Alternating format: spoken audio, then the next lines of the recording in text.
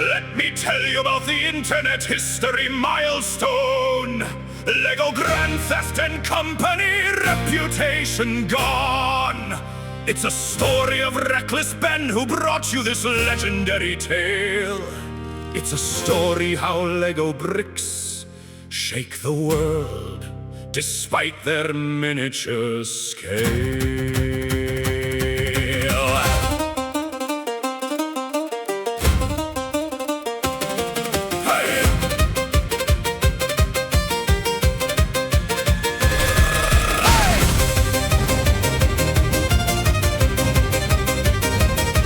Brian brought his debt collection to the bricks and minifigs. They turned out to be bunch of corrupted dicks. He was met with a theft, a kick in the teeth, and now the whole world wants to see them fall, brick by brick. Ben entered the stage, writing the story. First page, he confronted the store. They threw him through the door, sent him to corporate to make him struggle more. He had already done it, so manager declared war. She called the police. They tried to cover it up, every stolen Lego piece.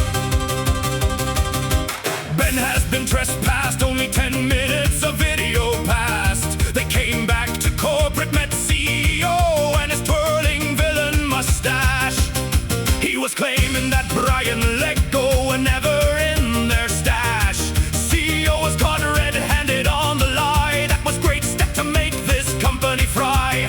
Ben offered easy way, but Ammon McNabb wanted to play. So now we're gonna start the very hard way.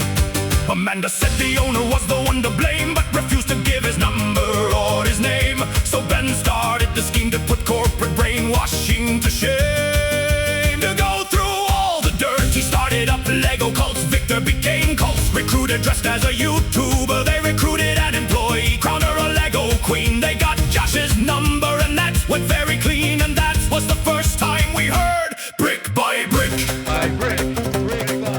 When time came for calling, Ben heard even more lying.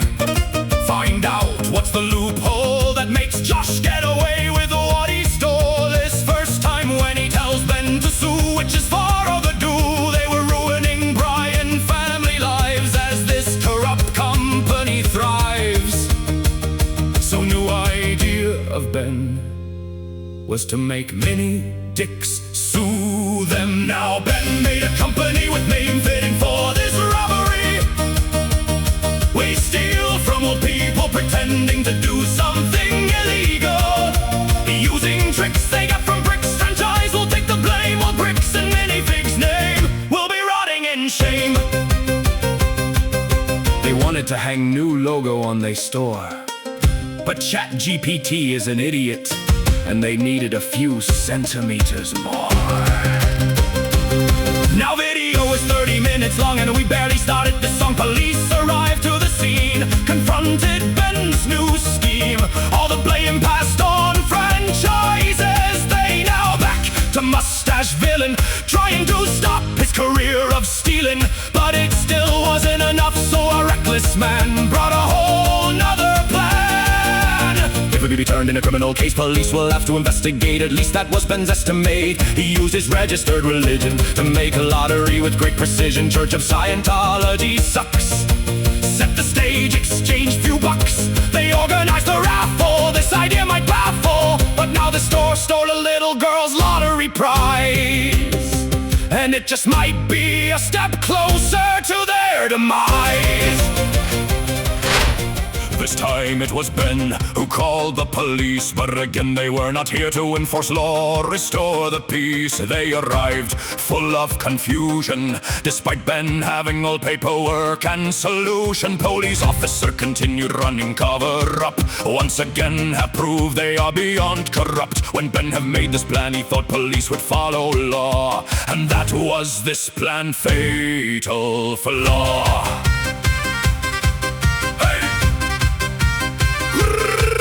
Ben reported it, corrupted cops to police department. After that brilliant movie, just went back to the apartment. But after that, Josh have made another call, slowly realizing that his empire might fall. When a man Ben tell him to put his money where his mouth is, Josh finally offered to give Lego back.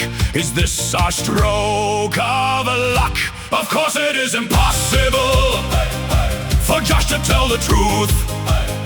He demands Brian apology after the blatant robbery.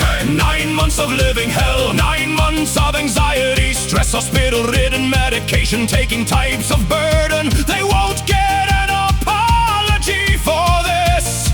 But Brian's Facebook post made them look bad, and that made that thief very mad. Brian saw it through, that trick was nothing new. Apology letter will be a trap. Josh again proven being full of crap. Hey!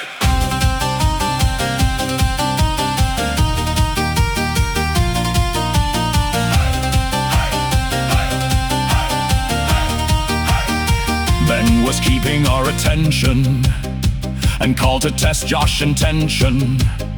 Now he demand apology to manager, so case can finally be rested. But it was nothing more than a scheme to get Ben arrested. They brought a peace treaty, but they are trespassed from property, and making peace with them was for sure not a man a priority.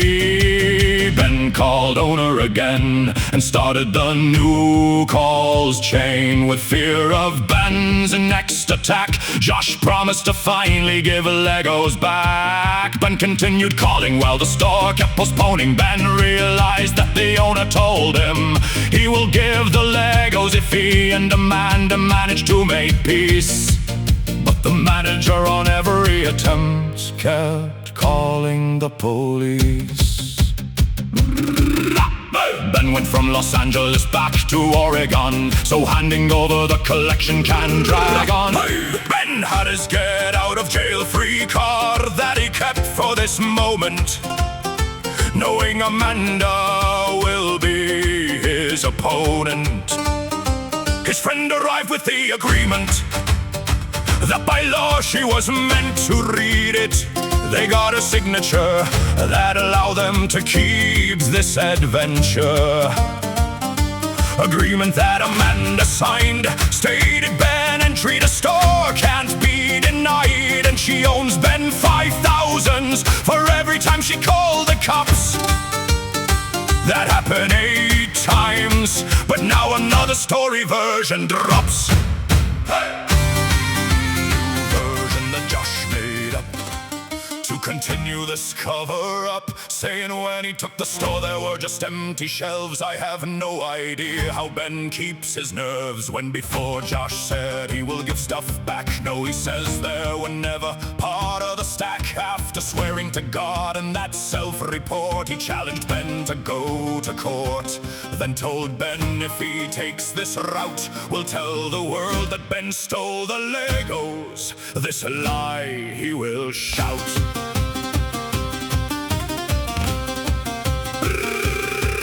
And Ben's options was to either shut up or go to court, but he found out the third way. His friends gathered around the flames. He will go to the court of small claims. The issue is its limit for the sue up to 10,000s, which is fraction of worth of his Legos mountains. Then idea was for 10 people to sue, but he encountered a legal wall. It's still one crime what store has stole. Brian sell his Legos to Ben friend group. They got credit cards, but Brian's Legos started a loop. It was official, they got notary public signed a sales deal, and now there is 10 people from which store steal. But there was a tiny problem that each of Ben's friends are now in $10,000 debt. But thankfully Brian got some money that he can lend. When they gonna win the lawsuit, they will give it back. And now everything was in place for a mass legal attack. All of this was flashback, and now the phone call. We go back, it happened a month ago. That's when Brian sold the Lego. Josh said it's not how world works through phone. That's what he barks. He will think that it's all fake. So victory will be Ben's to take. Hey. To ensure Josh the lawsuit is joke. After through the phone they spoke, they send him Guinness World Record for most Lego stolen in the world. To make Josh not arrive at court, they will win by default. After the fake record, they brought real court papers to serve 10 legal cases. He needed a lot of people, so he recruited them by game of hacky sack.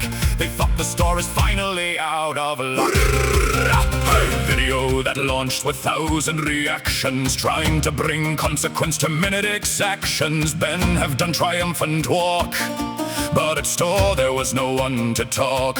He called the courts, store have not responded, so they won by default. They shut down entire business, but we still need to get Legos back.